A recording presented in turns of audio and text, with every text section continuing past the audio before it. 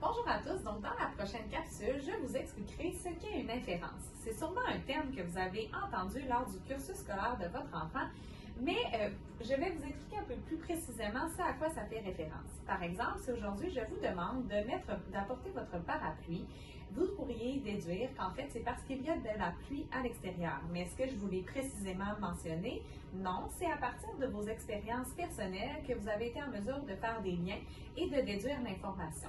Donc, c'est une compétence qui est à mettre en place dès le plus jeune âge de votre enfant et ça peut s'appliquer au quotidien, que ce soit par des images, mais également beaucoup dans les livres. Donc, par exemple, l'enfant pourrait apprendre à émettre des prédictions, à faire des hypothèses par rapport à ce qui pourrait arriver dans la suite d'une histoire et de toujours faire des liens aussi avec ses connaissances antérieures, ce qui va lui permettre de déduire l'information.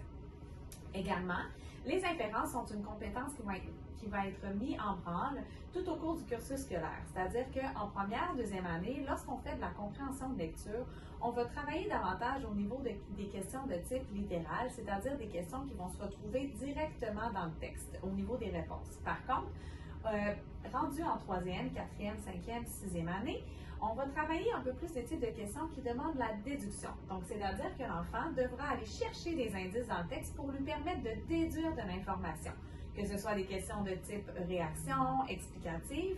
Donc, c'est très important d'aller cibler les inférences en jeune âge pour favoriser la déduction et la capacité de votre enfant à en réaliser. Donc, j'espère que c'est un peu plus clair pour vous ce qu'est une inférence.